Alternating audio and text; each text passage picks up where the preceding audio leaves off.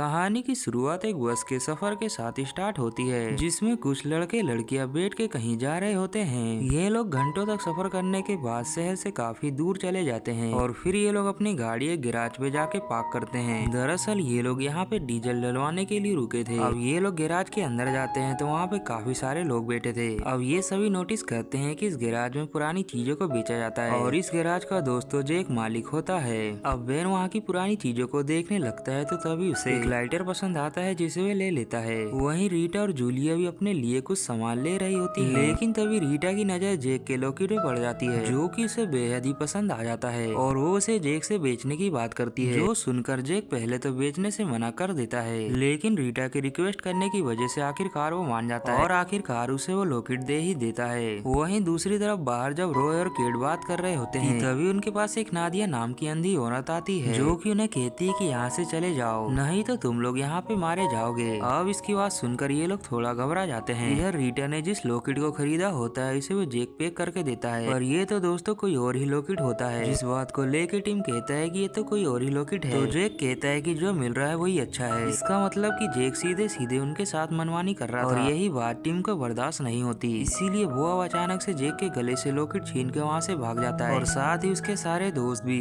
ये लोग जल्दी से बाहर आके दरवाजे को बाहर से बंद कर देते हैं और फिर ये गाड़ी लेके तेजी से वहाँ से निकलते हैं। और तभी इनके गाड़ी के नीचे कोई चीज आ जाती है और जब ये लोग नीचे उतर के देखते हैं तो वहाँ पे नादिया होती है, जो कि मरते हुए इन सबसे कहती है कि वो एक एक करके सभी को मार देगा और मेरा बदला तो दोस्तों मेरा साथ ही रोक लेगा। इसके बाद वो मर जाती है। इतने में जैक भी दरवाजा तोड़ के बाहर आ जाता है, जो देख कर ये सभी दोस्त गाड़ी में बैठ के वहाँ से निकल जाते हैं। यह लोग नादिया के मरने की वजह से काफी ज्यादा उदास होते हैं और इन्हें काफी ज्यादा टेंशन होने लगती है और इसी टेंशन में ये लोग रास्ते को भटक जाते हैं। जिस रास्ते पे थोड़ी देर चलने के बाद इन्हें अपने गाड़ी के सामने एक बच्चा दिखाई देता है, जो कि इन्हें मारने के इशारे करने लगता है और ये देखकर सभी सोचने लगते हैं कि ये ऐसा क्यों कर रहा है। तभी रीटा सोचती है कि मैं जाकर उस बच्चे से बात करती हूँ, लेकिन जैसे ही वो बाहर जाती है तो बच्चा वहाँ से भाग जाता है। जिसके अगले ही पल एक बड़ा सा पक्षी आके रीटा को अपने साथ उड़ा ले जाता है, जो देखकर उसके दोस्तों को अपनी आंखों पे विश्वास नहीं होता। इतने में रीटा की बॉडी फिर से एक बार ऊपर से नीचे गिरती है और ये लोग रीटा की हालत देख के काफी हैरान होते हैं और अब वे पक्षी दोबारा आके फिर से रीटा को ले जाता है, जो देखकर ये लोग अपनी गाड़ी को तेजी से वहाँ से भगाते हैं। और अब ये हादसा देखने के बाद ये लोग पुलिस के पास जाने वाले थे और ये लोग देखते हैं कि इनके मोबाइल में तो नेटवर्क ही नहीं आ रहे थे और तो और बड़ा सा पक्षी अभी भी इनका पीछा कर रहा था। इतने में इनकी गाड़ी भी पंचर हो जाती है। अब ये लोग सोचने लगते हैं कि कौन बाहर जाके टायर बदलेगा। तभी वेन इनमें से हिम्मती होता है, जो कि कहता है कि मैं बाहर जाता हूँ। जिसके बाद वो चारों ओर देखता है कि पक्षी यहाँ पे नहीं है, इसीलिए वो फटाफट टायर को बदलने लगता है।